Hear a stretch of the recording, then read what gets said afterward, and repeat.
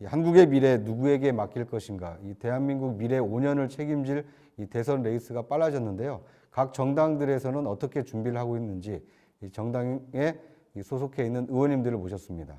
본격적으로 더 활발한 이렇게 토론을 기대하도록 하겠습니다.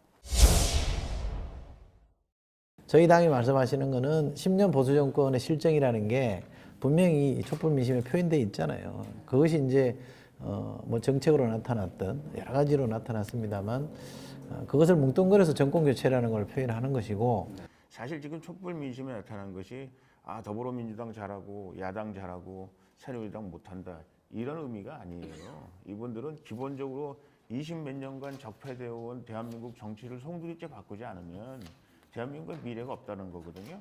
그러니까 이런 것 같아요. 이 정치 교체, 정권 교체 다 해야 돼요. 다 해야 돼요. 근데 이제 문제는 이런 거죠. 이게 그러면 첫째 이제 정치 교체가 뭐냐 이러면 크게 제가는 세 가지인 것 같아요. 정치 문화, 어떤 이 흐름이랄까 분위기랄까 이런 문화를 바꾼다는 거. 그다음에 이제 두 번째가 개헌, 뭐 여러 가지 이제 국가의 틀을 바꾸는 거. 세 번째가 이제 선거제도 뭐 이런 부분들인데 셋 다 한순간에 짧게 이루어질 부분은 아니잖아요. 보면 워낙 덩치가 큰 이슈들이니까. 촛불 민심이 정권 교체냐 정치 교체냐 논란은 저는 뭐 국민들의 요구는 정권을 교체해야 된다는 강력한 요구가 있다고 봅니다. 그런 것들이 민주당의 지지율 40% 드러나고 있고, 다만 정권은 교체해야 되겠는데 그것이 민주당이냐 문재인 후보냐라는 부분에는 많은 의문을 가지고 있다는 생각이 좀 드는 거예요. 사드는 반대하면 반 안보입니까? 그건 아니죠. 사드는 우리 안보에 지키는 하나의 무기. 저는 문재인 대표가 상당히 성숙된 자세를 보이고 있다고 봐요. 사드 문제에 대해서도 어쨌든 합법적으로 선출된 정부가 동맹국인 미국과 협의하에 결정한 사안을 새 정부라 그래서 모든 걸 백지화시킬 수는 없잖아요. 그런 점에서 보면 신중하게 접근하는 것에 대해서는 저는 높은 점수를 주고 싶은 거고요. 1번 첫째, 기본적으로 국회 동의를 받아야 될 사항이다. 국회의 비준 동의 사항이다. 두 번째, 국회의 비준 동의가 있기 전까지는 기본적으로 우리 입장은 반대 입장이다. 그러니까 첫째가 비준 동의, 이게 행정부 독단 결정 사항은 아니라는 거예요. 그러니까 거꾸로 보면 대통령의 단독 결정 사항은 아니기 때문에 대통령 후보자들도 이거에 대해서 자기가 배치하겠다라고 다 어떻게 보면은 이렇게 완결적으로 얘기를 하면 안 돼요. 저는 전략적 모호성 필요하다고 봅니다. 잘 하는 거라고 보고, 다만 이것이 사실상 바꾸기가 힘든 한미 관계 속에서, 그렇다면 이 전략적 모호성이 지금 상황에서는 별로 좋지 않은 전략이다. 중국에다가 잘못된 메시지를, 시그널을 줄 수가 있어요. 우리 지금 대한민국에 있어서 가장 중요한 한미 동맹이라는 문제, 지금 현재 또 북한의 핵 문제, 그리고 또 이 문제에 있어서 실질적으로 지금 우리가 뭐 경제적으로 중국과 가까워져서 중국하고 어차피 더불어 살아갈 수밖에 없는 그런 상황이긴 합니다만은 중국이 한 번도 이 문제에 대해서 우리 편을 들어준 적이 없어요. 우리는 이런 문제들에 대해서는 우리 스탠스가 분명해야 된다고 생각해요. 국민적 여론을 수렴하는 절차를 거치는 게 뭐 그리 어렵습니까? 지금 말씀하신 대로 사드 같은 안보 문제는 상당한 자신감을 가지고 있는 정부면 당연히 그 절차를 밟았어야 되는 거죠. 밀실에서 뚝딱뚝딱 해쳐버렸단 말이죠. 그러니까 오죽하면 국회 비준 받으라고 얘기하는 거고요. 중국을 설득할 수 있는 저는 가장 유용한 방법이 국회 비준이라고 봅니다. 국회 비준 얘기를 자꾸 하는데, 그 중국의 협상을 위해서 가장 좋은 게 비준이다고 얘기를 하면, 그러면 대한민국의 모든 무기를 들여오고 모든 무기를 수입하고 하는 과정을 전부 국회 비준을 받아라. 그다음에 다시 한 번 제가 강조하고 싶은 거는, 문재인 대표 정도 되는 지금 물론 여론사 1위 후보이기 때문에 그분에 대한 검증을 많이 하는 부분도 있지만 참 위험하다는 생각을 하는 거예요. 더 이상 전략적 모호성을 가지고 왔다 갔다 하는 모습을 보이면 우리 국민들이 불안을 느낄 것 같아요. 그러니까 한미동맹은 어떻게 될 것이냐 그러면, 그러니까 그 부분을 대안을 말씀해 주시면 그 전략적 모호성이 저는 가능하다는 얘기를 말씀을 드리는 거예요. 저희 국민의당은 이제 기본적으로 다당제, 양당제의 문제점을 강렬하게 지적을 하고, 이제 그 문제점에 기반 위에서 출범한 이제 다당제를 지향하는 정당이다 보니까 사실은 야권 연대라고 하는 것이 노직화를 하게 하면은 이게 조금 안 맞는 거죠. 그러니까 4당이면 4당, 5당이면 5당 각각 출마를 해서 이제 이렇게 표의 심판을 받는 것이 적합한데 그렇게 되면 이제 후보들이 난립하고 받는 후보의 표가 사실은 국민의 과반에 이르지 않을 가능성도 있으니까 그래서 저희 국민의당 같은 경우는 결선 투표를 하자. 정권 창출의 목적을 두고 공학적 연대를 통해서 붙어보겠다는 것은 필패구도라고 생각을 해요. 국민들이 그건 도저히 용납하지 않을 거라고 보고 다만 좀 더 진보적인 아젠다를 가지고 있는 그룹들이 있으면 함께할 수 있는 사람이 있다면 그 가치를 중심으로 함께할 수는 있다.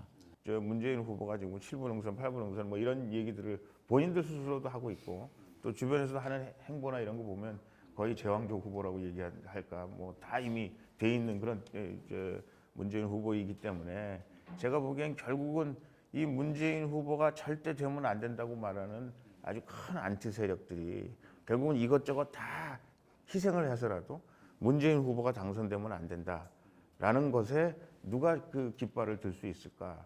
그 깃발의 이 느슨한 연대이지만 연대를 할 수 있을까라는 것이 이번 선거의 관전 포인트가 아닌가 생각하고요. 예, 굉장히 어려운 싸움이 되리라고 생각합니다. 제가 보기에는. 그 대선 구도만 놓고 보면 좀 야박하게 들리실지 모르겠지만 친박을 제외한 나머지 진영 간에 누가 적임자의 싸움이다 저는 그렇게 보고요. 그러니까 예를 들면 문재인 대 비문 이렇게 하면 그건 무조건 문재인이 이기는 싸움입니다. 비문이 이겨보니까 특정인을 전제로 그 빗자 붙여서 나머지 세력이 모여서 한번 해보자 해서 이긴 경우가 없어요. 우리 대선을 따져보세요. 그런 경우들이 거의 없습니다. 글쎄요, 뚜껑 까봐야죠. 뭐.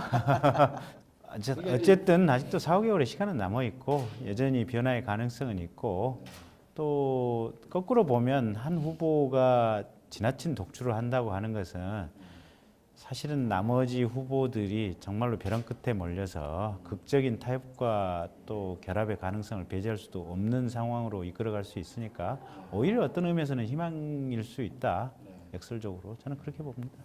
저희 바른정당 입장에서는 얼마나 더 진정성 있게 국민들에게 반성하고 다가가는 모습을 보여야지 저희들이 환골탈태하는 모습을 인정해 주실지 그게 핵심 포인트거든요.